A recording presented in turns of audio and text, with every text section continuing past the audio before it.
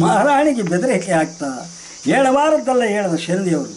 ಏನು ಜಗ್ಗಲ್ಲ ಕಂದ ಹೇಳ್ತಾವಂತ. ಕಂದ ಪೃಥ್ವಿವಲ್ಲಭರಾಗಿ ಪ್ರಜೆಯ ಪಾಲಕರಾಗಿ ಸುಳ್ಳು ನುಡಿದರೆ ಶಿವನು ಮೆಚ್ಚುವನೇ. ಆ ರಾಣಿ ಆ ಸ್ಥಾನದಲ್ಲಿ ನಿಂತುಕೊಂಡು ಹೇಳ್ತಾವಳೆ, ಪೃಥ್ವಿವಲ್ಲಭರಾಗಿ ಪ್ರಜೆಯ ಪಾಲಕರಾಗಿ ಸುಳ್ಳು ನುಡಿದರೆ ಶಿವನು ಮೆಚ್ಚುವನೇ. ಎತ್ತ ತಾಯಿಯೇ ಮಗುವಿಗೆ ಮೃತ್ಯುವಾದರೆ ಬದುಕಬಲ್ಲದೆ. ನಿಜನೇ, ತಾಯಿ ಮೃತ್ಯು ದೇವತೆ, ಅದ್ರ ಮಗುವೆಯಲ್ಲಿ ಬದುಕುತ್ತೆ. ಅದಕ್ಕೆ ಹೇಳ್ತಾಳೆ ಕಂದ, ಎತ್ತ ತಾಯಿಯು ಮಗುವಿಗೆ ಮೃತ್ಯುವಾದರೆ ಬದುಕಬಲ್ಲದೆ. ಸತ್ಯ ನುಡಿಯುವವರು ಸುಳ್ಳು ನುಡಿದರೆ ಜಗದಲ್ಲಿ ಸತ್ಯ ಉಳಿಯುವುದೇ. ಆ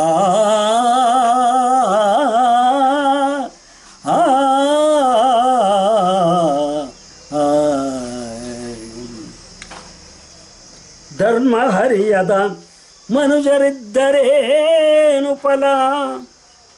ಅವನಿಗೂ ಅರಸಾಗಬೇಕು ಮಹಾರಾಜನಿಗೆ. ಧರ್ಮ ಅರಿಯದ ಮನುಜರಿದ್ದರೇನು ಫಲ, ನ್ಯಾಯ ನೀತಿಯ ತಿಳಿಯದ ರಾಜರಿದ್ದರೇನು ಫಲ. ಮಹಾರಾಜ ಸತ್ಯ ಧರ್ಮಗಳನ್ನು ಹರಿಯದಿದ್ದರೆ ಏನು ಪ್ರಯೋಜನ? ರಾಜನೀತಿಯನ್ನು ಹರಿದಿದ್ದರೆ ರಾಜನಾಗಿ ಏನು ಸೋಗಿ ತರುತ್ತೆ ಅಂತ ಹೇಳ್ತಾನೆ. ಪತಿಯಿಲ್ಲದ ಸತಿಯು ಬದುಕಿದ್ದರೇನು ಫಲ. ಗಂಡ ಸತ್ ಮೇಲೆ ಹೆಂಡತಿ ಬದುಕಿದ್ರೇನು ಫಲ? ಶಿವಧರ್ಮ ಅರಿಯದವರೆದ್ದರೇನು ಫಲ. ಶಿವನ ಧರ್ಮವನ್ನು ಹರಿಯದಿದ್ದರೆ ಏನು ಫಲ? ಗಂಡ ಇಲ್ಲದ ಮೇಲೆ ಪತಿ ಸತಿ ಬದುಕಿದ್ರೇನು ಫಲ? ಅವರಿಗೆ ಪ್ರಶ್ನೆ ಆಗ್ತಾವಳೆ. ರಾಜ್ಯದ ಆಸೆಯು ನಮಗಿಲ್ಲ, ಮುತ್ತು ರತ್ನವು ಬೇಕಿಲ್ಲ. ರಾಜ್ಯದ ಆಸೆಯು ನಮಗಿಲ್ಲ, ಮುತ್ತು ರತ್ನವು ಬೇಕಿಲ್ಲ. ಸಾಯುವುದಕ್ಕೆ ಎದುರುವುದಿಲ್ಲ, ಸಾಯುವುದಕ್ಕೆ ಅಂಜುವುದಿಲ್ಲ. ಪ್ರಾಣ ಭಿಕ್ಷೆಯ ಬೇಡುವುದಿಲ್ಲ. ರಾಜನ ಸತಿಯಾಗಿ ಪುತ್ರನ ತಾಯಾಗಿ ಸತ್ಯವನ್ನಲ್ಲದೆ ಬೇರೇನು ಹೇಳಲಾರೆ. ಬರ್ಬರಾಯಿ ಕೃತ್ಯ ಬರ್ಬರದ ಈ ಕೃತ್ಯ ಮುಂದೆಂದು ನಡೆಯದಿರಲಿ. ಅಮರಗಿರಿಯ ಅರಸರಿಗೆ ಮಕ್ಕಳಾಗದಿರಲಿ. ಬರ್ಬರದ ಈ ಕೃತ್ಯ ಮುಂದೆಂದು ನಡೆಯದಿರಲಿ. ಅಮರಗಿರಿಯ ಅರಸರಿಗೆ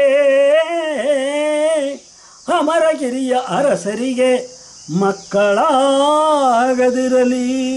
ಅಂದರೆ ಬಾಯಿ ಬಿಡದ ಕಣ್ಣು ಬಿಡದ ಕಂದನನ್ನು ಕೊರಡೆ ಮೇಲಿಟ್ಟು ಕಡಿತಾ ಇದ್ರಲ್ಲ, ನಿಮ್ಮ ವಂಶಕ್ಕೆ ಮಕ್ಕಳಾಗಬೇಕೆ ಮಹಾರಾಜ ಅಂತೇಳಿ ಶಾಪ ಕೊಟ್ಬಿಟ್ರು. ಪತಿಪಾದವೇ ಸಾಕ್ಷಿ ಶಿವನಿದಕ್ಕೆ ಸಾಕ್ಷಿ. ಎಷ್ಟು ಚೆನ್ನಾಗಿರ್ತದೆ. ಪತಿಯ ಪಾದವೇ ಸಾಕ್ಷಿ ಶಿವನಿದಕ್ಕೆ ಸಾಕ್ಷಿ. ಮಗನಿಗೆ ನನ್ನ ಪ್ರಾಣ ಆರುವುದೇ ಸಾಕ್ಷಿ. ಹೇಳ್ತಾಳೆ, ಪತಿಯ ಪಾದವೇ ಸಾಕ್ಷಿ, ಶಿವನ ಪಾದವೇ ಸಾಕ್ಷಿ. ಈ ನನ್ನ ಮಗನ ಮಂದಿಗೆ ನನ್ನ ಪ್ರಾಣವೂ ಅರ್ಪಣೆಯಾಗಲಿ ಅಂತೇಳಿ ತೀರ್ಮಾನ ಮಾಡಿ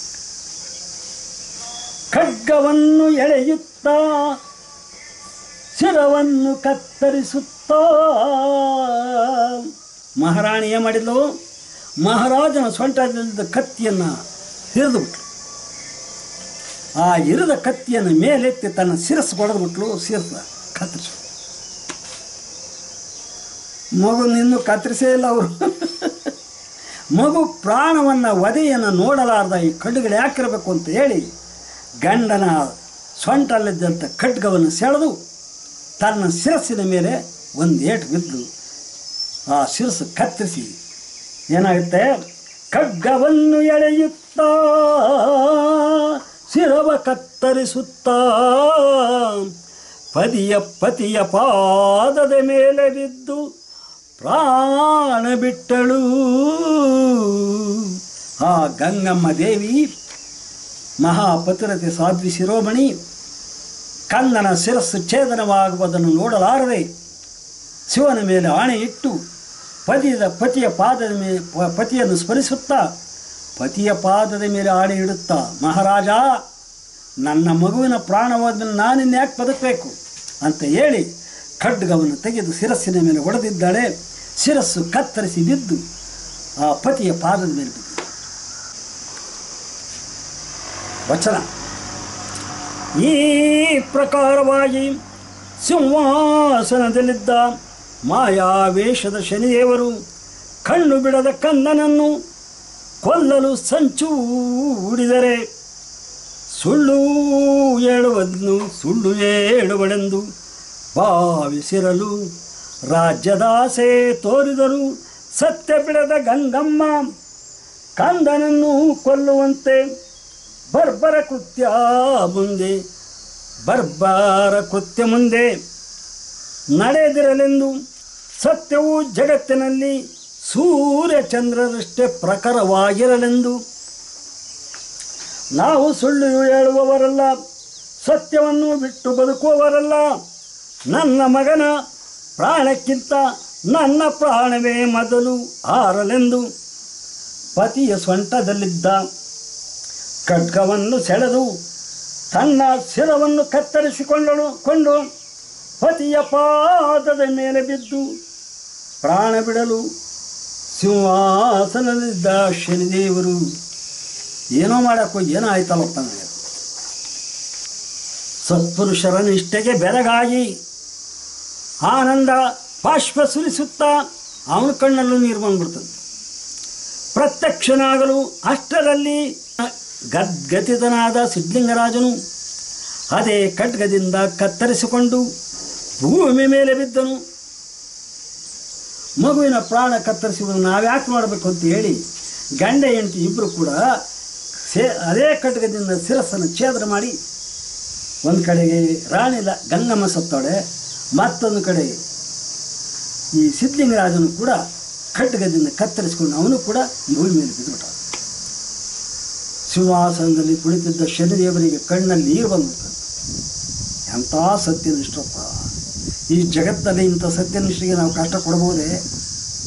ಇಂಥ ಮಹತ್ವ ಸಿಗ್ತಾರ ದರವಳಿಗೆ ಅಂತ ಹೇಳಿ ಕೂಡಲೇ ಪ್ರತ್ಯಕ್ಷವಾಗ್ತಾರೆ ಶನಿದೇವರು ಶಿವಶರಣರ ಭಕ್ತಿಗೆ ಮೆಚ್ಚಿ ತಲೆದೂಗುತ್ತಾ ಸತ್ಯನಿಷ್ಠ ಸಿದ್ಧಲಿಂಗರಾಜ ಸತಿಯಾದ ಗಂಗಮ್ಮನಿಗೆ ಪುನರ್ಜನ್ಮ ನೀಡುತ್ತಿರಲು ಶಿವಲೋಕದಿಂದ ಶಿವ ಪಾರ್ವತಿ ಶ್ರೀಹರಿ ಲಕ್ಷ್ಮಿ ಬ್ರಹ್ಮ ಮಾನಸ ಪುತ್ರರಾದ ಪುತ್ರ ಅಮರಗಿರಿಯಲ್ಲಿ ಪ್ರತ್ಯಕ್ಷರಾಗಿ ಭಕ್ತರಿಗೆ ಏನೆಂದು ಹೇಳುತ್ತಿದ್ದಾರದಿಂತೇನೆ. ಆ ರಣರಂಗದಲ್ಲಿ ಸೂರ್ಯಪುತ್ರನಾದ ಶನಿದೇವ ಪ್ರತ್ಯಕ್ಷನಾಗಿದ್ದಾನೆ. ಅಷ್ಟರಲ್ಲಿ ದೇವಲೋಕದಿಂದ ದೇವದುಂದುಬಿಗಳು ಮಣಗಿದೆ. ಶಿವ ಪಾರ್ವತಿ ಕೂಡ ಪ್ರತ್ಯಕ್ಷವಾಗಿದ್ದಾರೆ. ಬ್ರಹ್ಮ ಮಾನಸ ಪುತ್ರನಾದ ನಾರದನು ಕೂಡ ಆ ಸ್ಥಳಕ್ಕೆ ಬಂದನು. ಇದೆಲ್ಲವನ್ನು ನೋಡಿಬಿಟ್ಟು ಆಶ್ಚರ್ಯ ಭರಿತರಾಗ್ತಾರೆ.